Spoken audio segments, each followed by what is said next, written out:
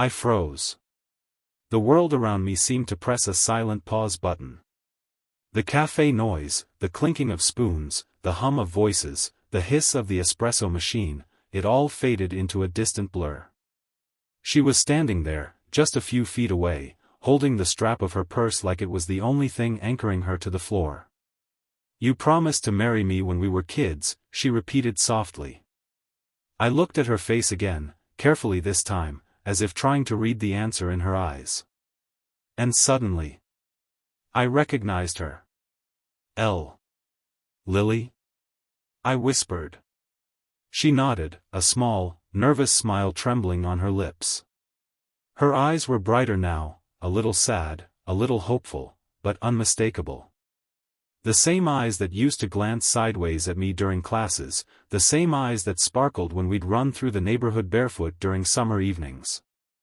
"I didn't think you'd remember me," she said quietly. "How could I forget?"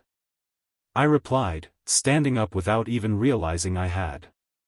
"You disappeared one day." She looked down for a moment. "Not disappeared. Just moved. My dad lost his job. We had to leave town." A flood of forgotten memories rushed back. 2 small kids sitting on the school swing. Sharing a single ice cream cone. Writing each other's names in the dirt. And then that moment under the old oak tree, when she had stretched out her tiny pinky finger and said, "Promise you'll marry me one day." And I, being a silly, brave little boy who wanted to protect her from the world, had wrapped my finger around hers and sworn it like it was a sacred oath. "I remember the tree," I muttered. "The pinky promise." Her smile grew warmer. "Good. That would have hurt if you forgot that too." We sat down slowly, awkwardly, like strangers learning each other again, even though our past was woven into something more intimate. "You know," she said, wrapping both hands around her warm mug, "I never stopped thinking about that day. I was 8, I laughed lightly. We didn't even know what marriage really was." "You still meant it," she said. "Children don't know lies the way adults do. When you said it, you believed it." Her words settled in my chest deeper than I expected. "Did I?"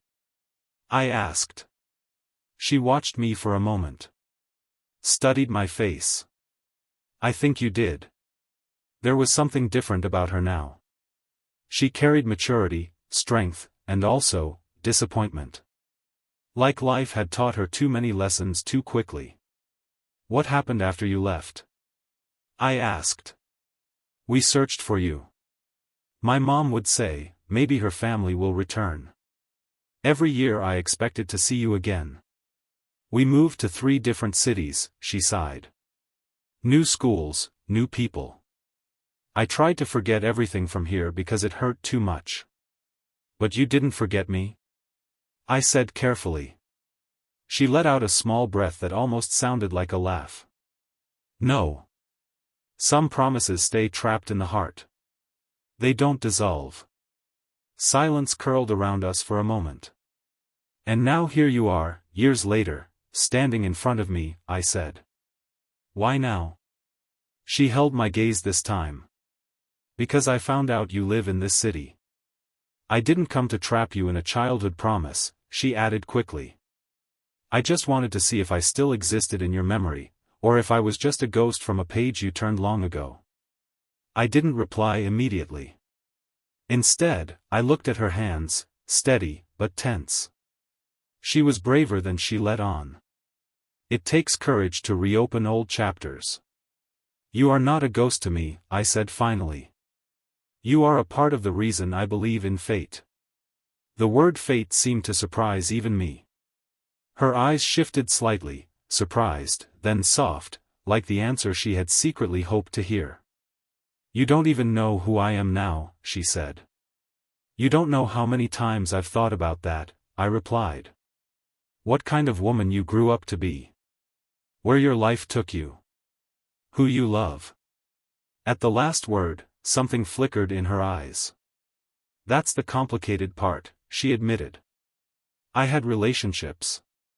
They meant nothing. Every time a man said he wanted forever, I remembered the only person who ever said it first. My heart skipped. That's not fair, I said gently. You can't pause your life for a childhood memory. I didn't pause it. I just never felt complete in it. Another silence, deeper now. Heavy. Dangerous. And you? She asked. Did you marry someone else? Did you forget your promise? I stared into my coffee, watching the surface tremble slightly. I was engaged once, I said honestly. I thought I was in love. She left. Said I carried too much of the past in my eyes. Lily looked up sharply. The past of who? I didn't know then, I admitted. But now I think it was you. Her breath caught. You're saying, she began. I'm saying, I looked straight at her now, that sometimes we make promises as children, and life secretly works to fulfill them in the most unexpected moment. She stared at me, stunned. So what is your reply to that little girl's promise? She asked quietly. The one I reminded you of today. I stood up again, slowly, deliberately. Moved closer. Her heartbeat was visible in her throat. My voice was calm but firm.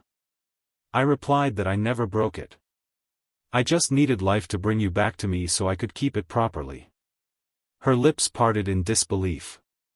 Are you serious? She whispered. I've never been more serious about anything in my life. Tears filled her eyes, but she did not let them fall. Do you know what you're doing to me? She asked. Do you know how long I waited to hear something like that? Then don't wait anymore, I said, holding out my hand. Because I'm done letting time make decisions for me. She stared at my hand, the one that once held her tiny pinky. And then she placed hers in mine. Perfect fit. Like no time had passed at all. Her hand in mine felt warm, familiar. A feeling that made no logical sense, yet somehow it made more sense than anything else in my life ever had. For a moment, nobody spoke. People passed by our table. A child laughed near the counter. The bell on the door rang as someone walked in. But the world between Lily and me stood still. I should probably pull my hand away now, she whispered, but didn't move. Probably, I replied. Neither of us did. Finally, she let out a breath and looked down at our hands. It's strange, she said. When I imagined meeting you again, I thought it might be awkward, or unsettling. I didn't think it would feel safe. Maybe your mind forgot me, I said quietly. But your heart didn't. She smiled sadly. You always had the most dangerous way of speaking, she murmured. Dangerous? Yes. You make promises sound simple, and that's what makes them terrifying. I laughed softly. You're afraid I'll break this one too? No. I'm afraid you'll keep it. That sentence hit harder than anything else. We pulled our hands back, not because we wanted to, but because it felt far too real. And real meant risk. So, I said, trying to steady my breath, tell me about your life. She leaned back in her chair. Ordinary, she replied. School. College. Work. The usual. I became a kindergarten teacher. I smiled.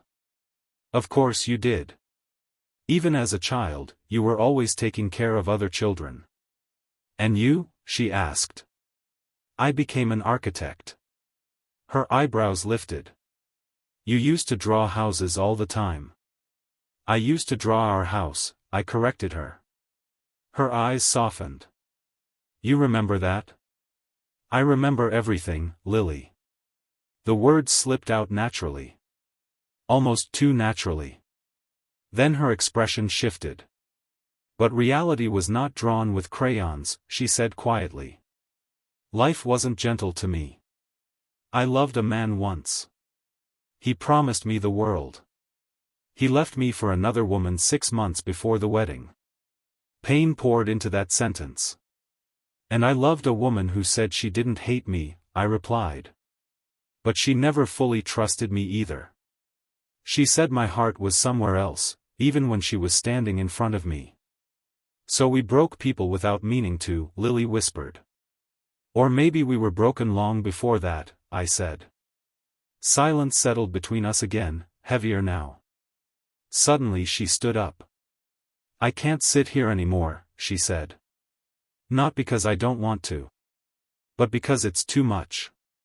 Too much of what? I asked. History. Possibility. Regret. She looked at me with eyes full of confusion. You cannot show up in my life, say those things, and then expect me to walk away like nothing happened, she said. Do you understand that? Yes. Then why did you say them? Because they were true.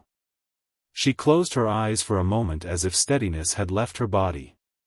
Take me somewhere, she said suddenly. A place that still remembers us. I didn't need to ask where. We drove out of the city, past the streets that had changed, the parks that had grown, the schools that now carried different children. Until we reached the field. And the tree. The old oak tree still stood there, thicker now, stronger. But still the same one that had held our tiny shadows once. We stepped out of the car. The wind whispered through the leaves. You remember the exact place, she breathed. I could never forget it. We walked slowly toward the trunk. And there, carved faintly in the bark, were the initials. L+A. Half faded. But still alive. She touched the tree gently. We carved that with a broken paperclip, she smiled weakly. We thought it was unbreakable. It still is, I said. It survived storms. Time. Distance. Unlike us, she replied. No. Just like us, I corrected her. We just needed time to grow around it. She turned to me. Why did life bring us back together now, she asked. Not 10 years ago. Not 5. Why today? I looked into her eyes. Because now we finally know what loss feels like. Her eyes glistened. You still believe in that promise, don't you? She whispered. I don't believe in the words anymore, I said. I believe in the feeling that survived them. Tears slipped down her cheek. Don't do this to me, she said as a quiet plea. Don't awaken something you don't intend to keep alive. I am not here to open wounds, I told her. I am here because fate circled our lives back together. And I refuse to waste the chance it gave us. She stepped closer. So what happens next? She asked. Do we run toward each other? Or do we turn around and pretend this was just coincidence? I stared at her, heart pounding. There is something you don't know, I said slowly. What? I never stopped dreaming about that house I used to draw. And, she asked. I built it. Last year. On a hill outside the city. I live there alone. Her breath hitched. You built our imaginary house, she whispered. Yes. Why? Because some promises don't die, even when the people disappear. Tears flowed freely now. You're telling me all this years later, she said through trembling breath. How do I know this isn't just nostalgia talking? Because nostalgia never feels this real, I said. And it never hurts this beautifully. She looked at the tree again. Then back at me. Then show me the house, she said. That night, she stood beside me on the terrace, looking down at the lights of the city below. It's exactly like the one we imagined, she whispered. Blue door. White windows. A tree in the yard. It was never my imagination alone, I replied. You never left it. The air was heavy between us. Our shoulders barely touched, yet it felt electric. If I step into this house, she said, my life will change. So will mine, I replied. And that's the point.